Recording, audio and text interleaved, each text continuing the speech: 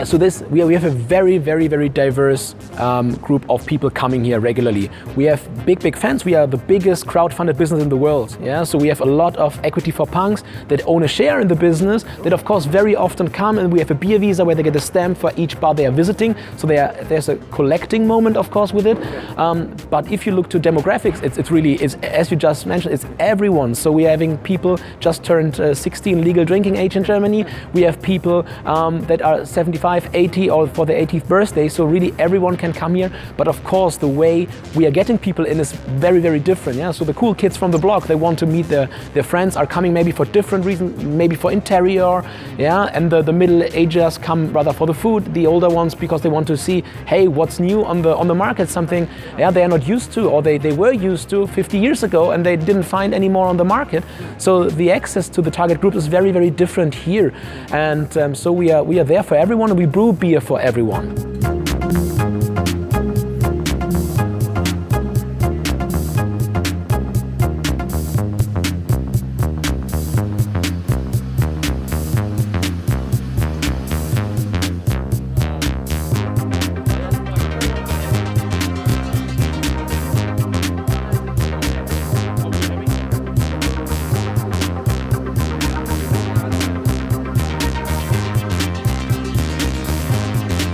Yeah, so my friends always tell me I was falling into a beer kettle when I was a child. Yeah, so that's a little bit the starting point for myself. So I had my first job next to school when I was 16 in a brewery, my local brewery, where I did the visitation service, so leading people around the brewery. It was in the middle of Germany, close to Hanover. Okay. Brauerei Allersheim, so brewery of Allersheim, very, very small brewery. And I was used to go there twice a week. After school, I was giving people a show of the whole brewery, how everything works. And in the times when I didn't go to school, I was working there also on weekends and when I had holidays and so on. So I explained the history of the business and how it's working for the people on the tours. But at the same time, when I was working, I was cleaning kettles from inside. I was bottling bottles, cleaning a lot.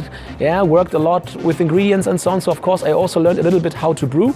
But what I did minimum there was falling deeply in love with this product and what it does with people, bringing people together for a great time. And then after some time at university and studying and all of this, I started at AB InBev, Anheuser-Busch InBev, so worked for the biggest brewer in the world. I did the global management traineeship there, spent 10 months all over the globe. I've also been to St. Louis to the Budweiser brewery.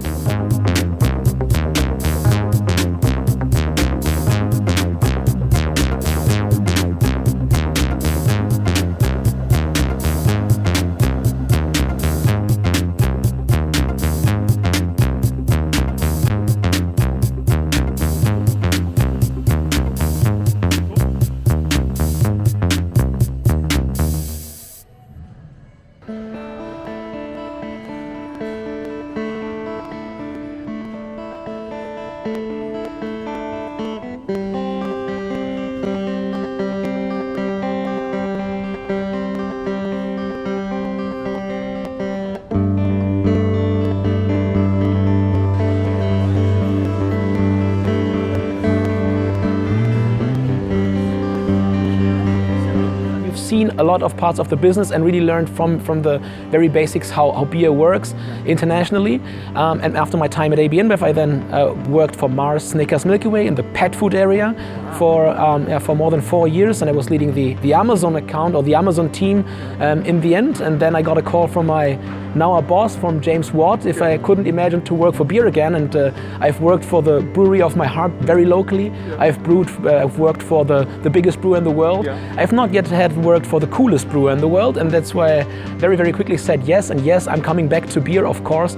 And for me, of course, a dream comes true when I was that high. I always wanted to lead a brewery, and now I can do this. Yes, so it was of course, Germany is my home, and for me, beer is also the product I feel the most at home in.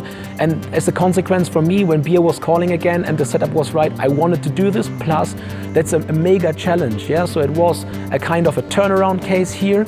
It was a kind of a setup where an international brewery wants to win a significant footage in Germany. Not too many have made this in the past. We have some big brewers that try it or they work with local breweries here, but really an international beer brand making it into Germany, there are very, very rare cases where this worked, and for me it was one of the most fantastic challenges, knowing that we are brewing a very, very fantastic beer that is outstanding, that is different to the beers that we are having at the moment in Germany from other areas. Not saying other breweries doing bad beer or something, absolutely not, but we're doing different beer. And that's the big challenge and the funny thing, and that's why I think I'm at the exact right place where I'm sitting right now.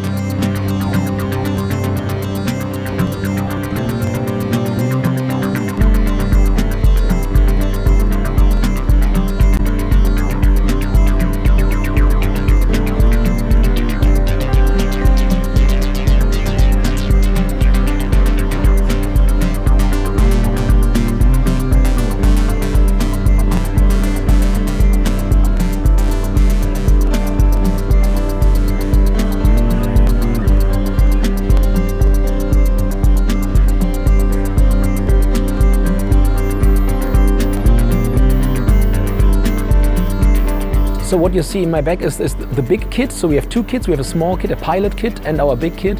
The big kit has a brew house that can brew 100 hectoliters per brew. Full year it would be able to brew 100,000 hectoliters, what would be the size of a very, very good medium-sized German brewery. Yeah, so it's pretty big already for what we are doing here. With the kettles we are having right now, we can brew 40,000 hectoliters. We are expanding it right now. So while we are sitting here, there's a project going on that we are doubling the capacity. Last year 20,000 hecs, now 40,000 because we maxed it out. And on the pilot kit, we can brew very, very flexible from 10 hectoliters onwards. Yeah, small pilot beers. 10 hectoliters just to transfer this into a little bit more handy size. 10 hectoliters are 1,000 liters. Yeah, it's 100 liters are 1 hectoliter, so 1,000 liters of beer is the smallest batch we can brew. It's equal of 3,000 cans, and that's the smallest where we can start, and we are super fast. And that's the big thing. Yeah, we can brew a beer and package it within 8 weeks. Yeah, so the brewing needs between 4 and 6 weeks, depending a little bit. The canning is also here. Bottling for returnable bottles, what is a big part of the beers we are brewing, is made outside, so we don't have an own bottling line. Okay. It doesn't make sense because you have to really max it out, and with our volumes we really can't, so it's an external partner who is bottling for third parties.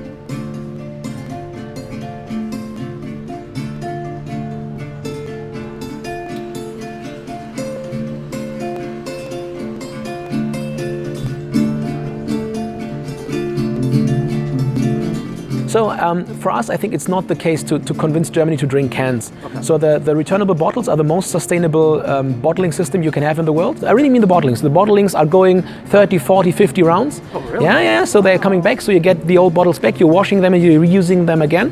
That makes this whole market very complex. It makes the German beer market the most complex beer market in the world, but still also one of the most sustainable ones. Yeah. So cans are for us, especially for the e-com business, because they are much lighter, much more compact. You get more into a carton, what makes a better footprint than a returnable bottle in e-commerce, for example. So for our own channels where we need to be fast, we are using the can, but over 80% of all our packagings are returnable ones, so either kegs or the glass bottles. So the majority is very clearly a returnable bottling and kegging system.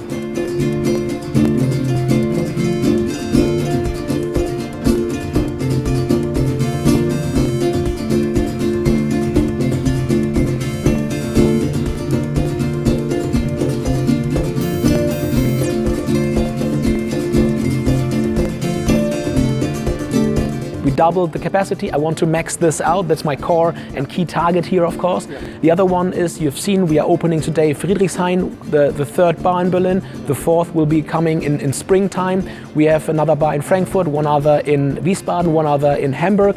So we have 7 bars open by mid of the year, and I want to open 7 more. So we want to expand our footprint on our bars, but of course also in our returnable bottles with supermarkets, with retailers, and make our beers much more known in the country. country and yeah, give more people the chance to discover their passion for great crafted modern style beers.